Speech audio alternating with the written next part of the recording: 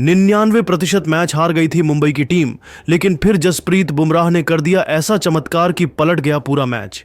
एक ही ओवर में 3-3 run out करा के बुमराह ने मुंबई इंडियंस को दिलाया कभी ना भूलने वाला जीत।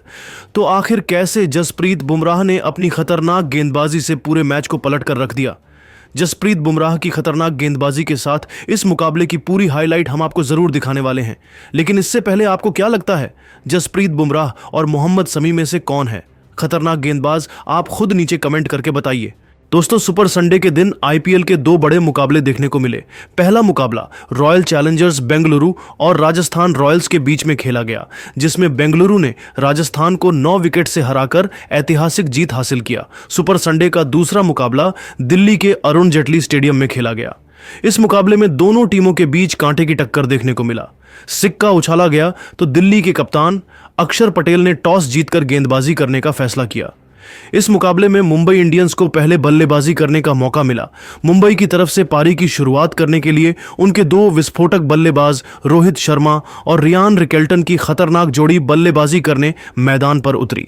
दिल्ली की तरफ से पहले ओवर में गेंदबाजी करने के लिए रफ्तार के सौदागर मिचेल स्टार्क आए, जिनका स्वागत रोहित शर्मा ने पहली गेंद पर सिंगल लेकर किया और इसी सिंगल के साथ अपनी टीम का खाता खोला। ओवर की दूसरी गेंद पर रियान रिकेल्टन ने शानदार चौका लगा दिया। अगली गेंद को भी उन्होंने चौके में तब्दील कर अपनी टीम के स्कोर को तेजी से आगे बढ़ाया। ओवर की अंतिम गेंद पर रियान रिकेल्टन ने 1 रन दौड़कर पूरा किया। दोनों बल्लेबाजों ने मिलकर पहले ओवर में 11 रन बनाए और मुंबई इंडियंस को अच्छी शुरुआत दिलाई। दिल्ली की तरफ से दूसरे ओवर में गेंदबाजी करने के लिए कप्तान अक्षर पटेल ने मुकेश कुमार को भेजा। आते ही मुकेश कुमार शानदार गेंदबाजी का नजारा पेश कर रहे थे। दोनों बल्लेबाजों को मुकेश की गेंद बिल्कुल भी समझ में नहीं आ रही थी, लेकिन 5वीं गेंद पर रियान रिकेल्टन ने सनसनाता हुआ छक्का लगाकर अपनी टीम के स्कोर को रॉकेट के रफ्तार से आगे बढ़ाया। 2 ओवर की समाप्ति के बाद मुंबई इंडियंस का स्कोर बिना किसी विकेट के नुकसान पर 20 रनों तक पहुंच गया। तीसरे ओवर में विकेट की तलाश में दिल्ली की तरफ से गेंदबाजी करने फिर से मिचेल स्टार्क आए, लेकिन इस बार रियान रिकेल्टन और रोहित शर्मा ने मिलकर उनके जबरदस्त कुटाई करते हुए धज्जियां उड़ाकर रख दी। मिचेल स्टार्क का यह ओवर दिल्ली कैपिटल्स के लिए काफी महंगा साबित हुआ। मिचेल स्टार्क ने अपने इस ओवर में 19 रन खर्च कर डाले। दोनों बल्लेबाजों ने मिलकर 3 ओवर में ही अपनी टीम के स्कोर को 39 रनों तक पहुंचा दिया। दिल्ली की तरफ से चौथे ओवर में मुकेश कुमार ने खतरनाक गेंदबाजी किया। मुकेश कुमार की गेम दोनों बल्लेबाजों को बिल्कुल भी समझ में नहीं आ रहे थे। दोनों बल्लेबाज मिलकर चौथे ओवर से सिर्फ 6 रन ही जोड़ पाए। 4 ओवर की समाप्ति के बाद मुंबई इंडियंस का स्कोर बिना किसी विकेट के नुकसान पर 45 रनों तक पहुंच गया। मुंबई इंडियंस की टीम इस मुकाबले में मजबूती से अपनी पकड़ बना चुकी थी। वहीं दिल्ली को लगातार विकेट की तलाश थी। 5वें ओवर में कप्तान अक्षर पटेल ने गेंदबाजी में बदलाव किया और इस बार अपने सबसे भरोसेमंद गेंदबाज बिपराज निगम को गेंदबाजी करने के लिए बुला लिया। बिपराज ने अपनी गेंदबाजी से दोनों बल्लेबाजों को परेशान करके रख दिया। रोहित शर्मा संभल कर खेल रहे थे और अपना विकेट बचा रहे थे, लेकिन जाते जाते बिपराज निगम ने ओवर की आखिरी गेंद पर रोहित शर्मा को अपने जाल में फंसाया और एलबीडब्ल्यू करके अपनी टीम को पहली सफलता दिला दी। रोहित शर्मा 12 गेंदों पर 18 रनों की पारी खेलकर बेहद निराश मन से पवेलियन लौट गए। 5 ओवर की समाप्ति के बाद मुंबई का स्कोर 1 विकेट के नुकसान पर 47 रनों तक पहुंच गया। रोहित शर्मा के आउट होने के बाद रियान रिकेल्टन का साथ देने के लिए मुंबई के सबसे तूफानी बल्लेबाज सूर्य कुमार यादव मैदान पर उतर चुके थे। दिल्ली की तरफ से पावर प्ले का अंतिम ओवर लेकर आए मुकेश कुमार के सामने रियान रिकेल्टन बल्लेबाजी कर रहे थे। मुकेश कुमार के ओवर की पहली ही गेंद पर रियान ने शानदार चौका लगाया। इसके बाद तीसरी गेंद पर सिंगल लेकर स्ट्राइक सूर्य कुमार यादव को दे दिया। सूर्य कुमार यादव के चेहरे पर विकेट गिरने का दबाव बिल्कुल भी नहीं दिख रहा था। आते ही सूर्य कुमार यादव ने गगनचुंबी छक्का लगाते हुए अपनी टीम के स्कोर को तेजी से आगे बढ़ाया। पावर प्ले की समाप्ति के बाद मुंबई की टीम अपने 1 विकेट गंवाकर 59 रनों तक पहुंच गई। धीरे धीरे मुकाबला आगे बढ़ता गया और मुंबई इंडियंस की टीम ने निर्धारित 20 ओवरों में दिल्ली कैपिटल्स के सामने 205 रनों का पहाड़ जैसा स्कोर खड़ा कर दिया। मुंबई की तरफ से तिलक वर्मा ने सबसे ज्यादा 59 रनों की अर्धशतकीय पारी खेला। वहीं नमन धीर ने भी 38 रनों का योगदान दिया। लक्ष्य को हासिल करने के लिए उत्तरी दिल्ली की तरफ से ओपनिंग करने के लिए फ्रेजर और अभिषेक पोरेल मैदान पर उतरे। दिल्ली की शुरुआत बेहद खराब हुई। पहले ओवर के पहले ही गेंद पर दीपक चाहर ने फ्रेजर को बिल जैक्स के हाथों कैच आउट करा दिया। इस तरीके से मुंबई इंडियंस को पहली ही गेंद पर बड़ी सफलता मिल गई। फ्रेजर का विकेट गिरने के बाद अभिषेक पोरेल का साथ देने के लिए इंपैक्ट प्लेयर करुण नायर की मैदान पर एंट्री हो चुकी थी। पहले ओवर की दूसरी गेंद पर करुण नायर ने दौड़कर 1 रन पूरा किया और अपनी टीम का खाता खोला।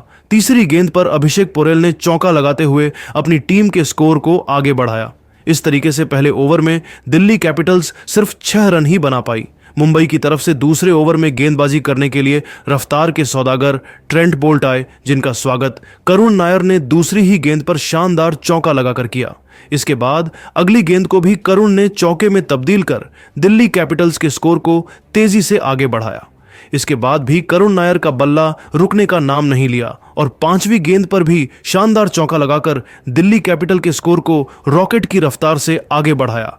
2 ओवर की समाप्ति के बाद दिल्ली का स्कोर 1 विकेट के नुकसान पर 24 रनों तक पहुंच गया। करुण नायर की शानदार बल्लेबाजी के दम पर दिल्ली कैपिटल्स को अच्छी शुरुआत मिल चुकी थी। तीसरे ओवर में विकेट की तलाश में एक बार फिर से गेंदबाजी करने के लिए दीपक चाहर आए।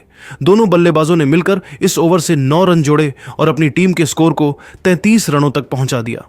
चौथे ओवर में मुंबई की गेंदबाजी में जबरदस्त बदलाव देखने को मिला और इस बार हार्दिक पांड्या ने मुंबई के सबसे भरोसेमंद गेंदबाज जसप्रीत बुमराह को बुला लिया, लेकिन करुण नायर ने उनकी भी जमकर पिटाई कर दी और 2 चौके की सहायता से जसप्रीत बुमराह के इस ओवर से 11 रन बटोरकर अपनी टीम के स्कोर को तेजी से आगे बढ़ाया।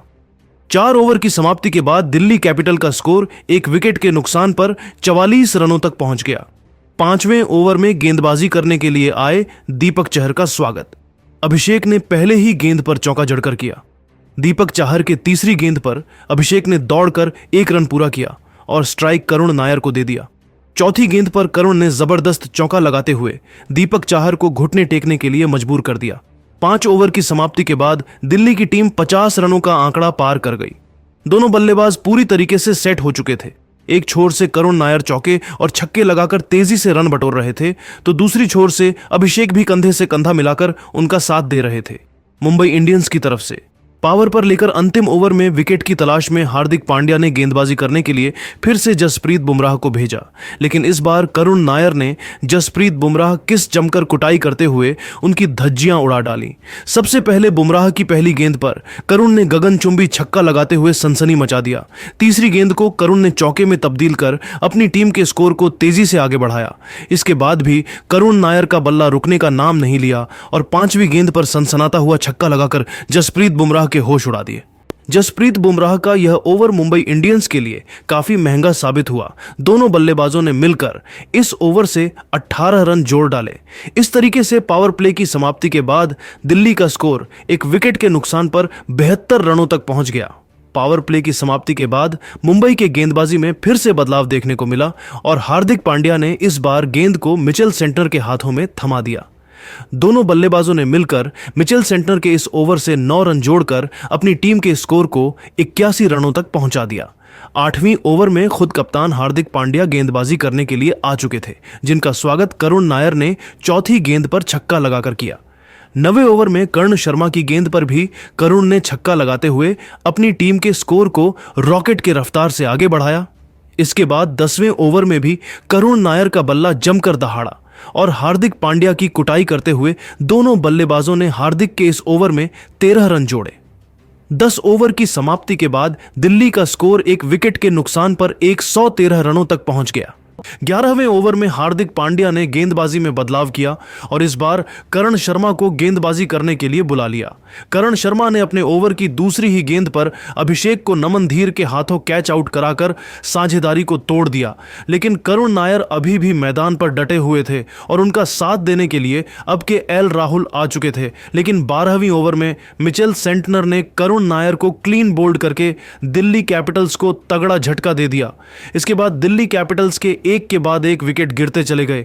धीरे धीरे यह मुकाबला 19वीं ओवर में जा पहुंचा, जहां पर जसप्रीत बुमराह गेंदबाजी कर रहे थे और उनके सामने दिल्ली की पारी को आशुतोष शर्मा और विपराज निगम मिलकर संभाल रहे थे। आशुतोष शर्मा ने लगातार 2 चौके जड़कर इस मुकाबले में रोमांच ला दिया, लेकिन चौथी गेंद पर आशुतोष शर्मा 2 रन पूरा करने के चक्कर में रन आउट हो गए। लेकिन विपराज निगम अभी भी मैदान पर डटे हुए थे और उनके साथ देने के लिए अब मैदान पर कुलदीप यादव आ चुके थे। ओवर की 5वीं गेंद को कुलदीप कुलदीप यादव ने हिट करके दौड़कर 1 रन पूरा किया, लेकिन वह 2 रन पूरा करने की कोशिश में कुलदीप यादव भी रन आउट हो गए। अब यह मुकाबला दिल्ली के हाथ से फिसलता हुआ दिखाई दे रहा था। दिल्ली की तरफ से आखिरी उम्मीद बनकर मोहित शर्मा आए। जसप्रीत बुमराह के ओवर की आखिरी गेंद पर मोहित शर्मा स्ट्राइक रोटेट करने के चक्कर में रन आउट हो गए। इस तरीके से दिल्ली की टीम 193 रन बनाकर ओनली आउट हो गई। इस जसप्रीत बुमराह ने खतरनाक गेंदबाजी करते हुए इस ओवर में 3 रन आउट करा के मुंबई इंडियंस की टीम को 12 रनों से कभी ना भूलने वाला ऐतिहासिक जीत दिल दिया। मुंबई की जीत के बाद उनकी पूरी टीम खुशी से झूम उठी, वहीं पूरे स्टेडियम में मातम पसर गया। लेकिन दोस्तों, अब आपको क्या लगता है, इस बार आईपीएल की चमचमाती हुई ट्रॉफी कौन सी टीम जीतेगी? आप खुद नीचे कमेंट करके जरूर बताइए और क्रिकेट जगत से संबंधित ऐसी नई वीडियो के लिए हमारे चैनल को जरूर सब्सक्राइब करिए। धन्यवाद।